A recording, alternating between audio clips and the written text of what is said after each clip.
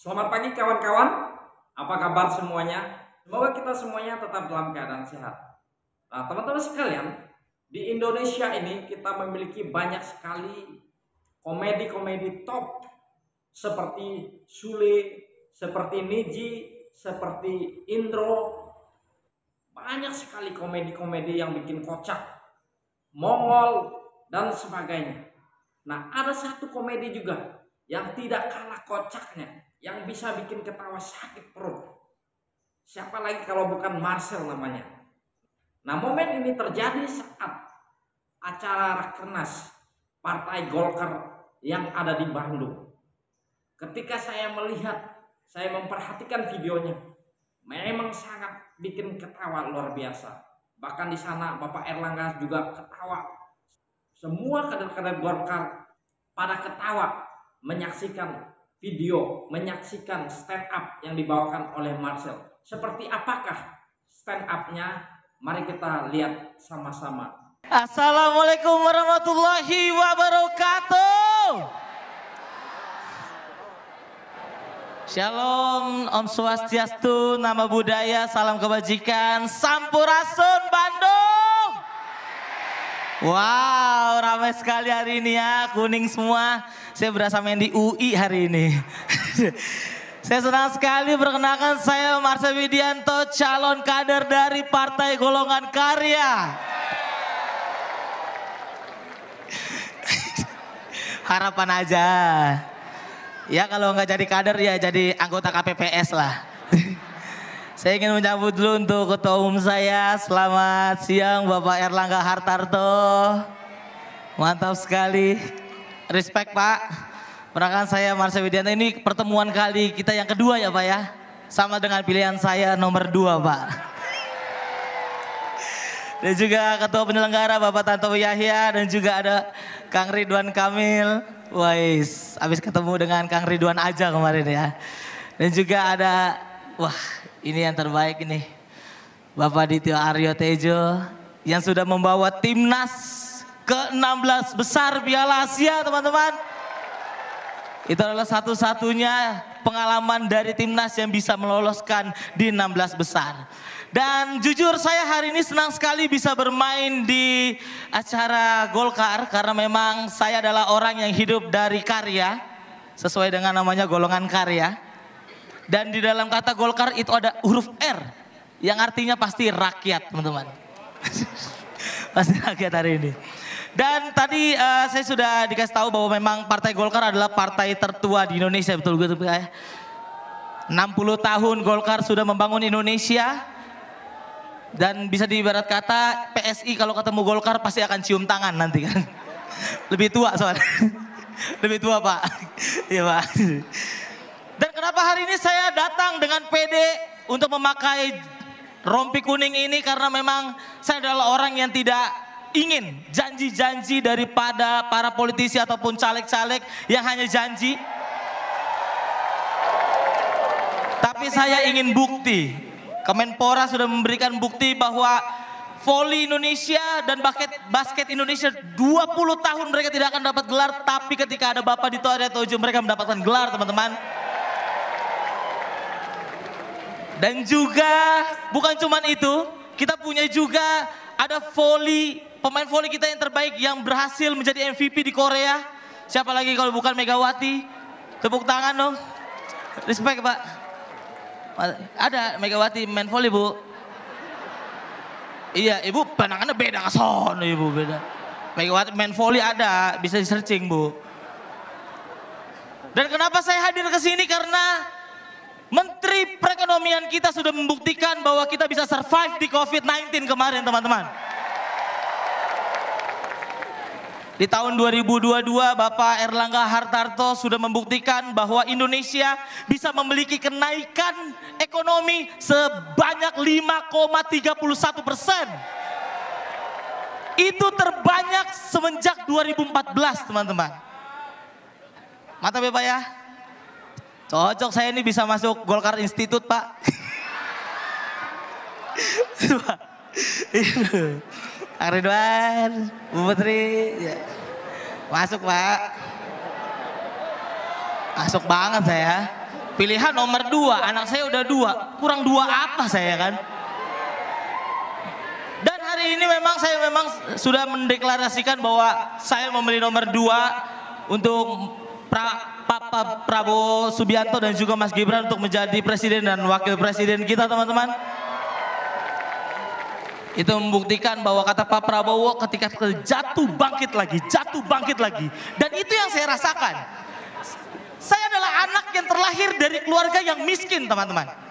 Saking miskinnya, mama saya kalau datang ke ATM, itu dulu saldo ATM dia lebih pendek daripada nomor PIN. Nomor PIN 6 digit ibu, di rumah saya cuma 2 bu digitnya. Banyak digitnya tapi di belakang koma. Jadi kalau orang lain datang ke ATM dia ngambil duit, mama saya dulu kalau datang ke ATM dia cuma ngambil hikmahnya. Dan jujur saya ini terlahir dari Tanjung Priok, Jakarta Utara. Di rumah saya sempit sekali. Buat bayangannya aja, saking sempitnya kita baru masuk udah keluar bu. Dan saya tinggal bersama dengan 6 orang, bapak saya, mama saya, dan 3 adik saya. Jadi kita kalau tidur itu di satu ruangan yang sama, sempit sekali, 6 orang, sempit sekali. Saking sempitnya kita kalau tidur di mimpi ketemu lagi.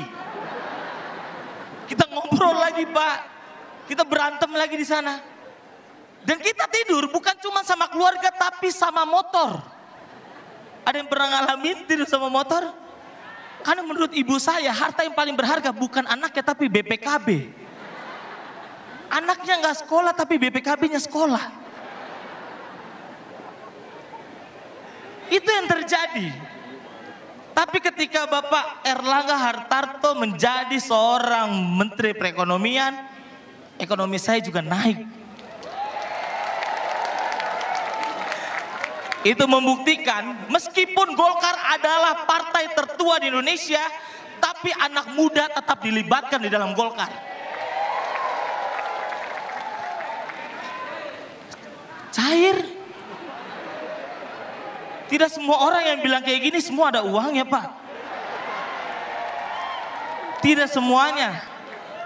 Karena kalau ada uangnya saya tidak mungkin tahu sebanyak itu tentang partai Golkar. Itu semua karena apa? Karena hati kita untuk kemajuan Indonesia. Dan akhirnya karena karya, saya adalah orang yang hidup dari karya.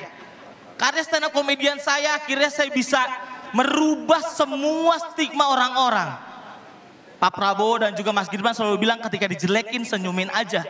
Ketika difitnah senyumin aja. Dan saya merasakan itu. Ketika kita tidak melakukan hal yang dituduhkan, difitnah, itu sakitnya minta ampun. Orang-orang yang mukanya kriminal kayak saya, itu selalu sering dituduh Pak Bu.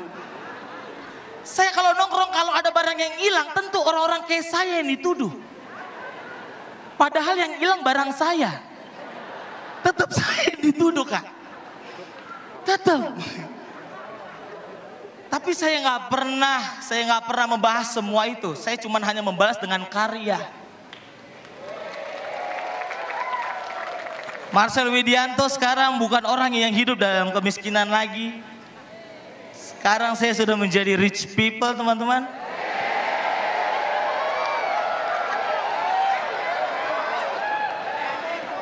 Saya adalah satu-satunya putra dari Tanjung Priok, Jakarta Utara yang bisa menikahi seorang JKT48.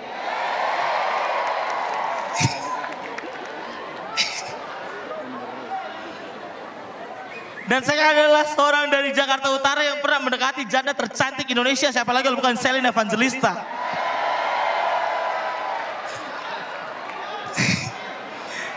Jadi intinya ketika kita diomongin, difitnah, nggak usah dibahas semua itu. Kita cukup kasih pembuktian ke mereka bahwa kita bisa lebih baik daripada mereka teman-teman. Dan jujur, saya adalah seorang stand up komedian kedua setelah Panji Pragiwaksono yang pernah stand up di New York, Amerika Serikat. From Priok to New York. Dan kenapa saya bilang seperti ini? Karena harapan saya adalah semua kader caleg dari Golkar bisa mengubah orang-orang yang seperti saya dulu yang hidup dalam kemiskinan dan keluar dari kemiskinan teman-teman. Jangan hanya rame-rame di hari ini aja. Dan itu dibuktikan oleh ketua kita, Pak Erlangga Hartarto sudah membuktikan itu.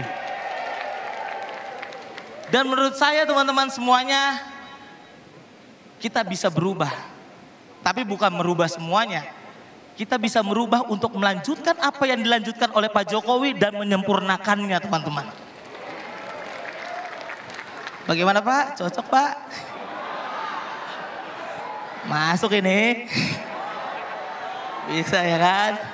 Bisa nggak brother? Sudah berapa menit lagi saya? Udah aman ya? Masih aman Pak? Mantap. Sudah habis? Aduh sudah habis ternyata. Padahal saya pengen banyak banget ngomong hari ini.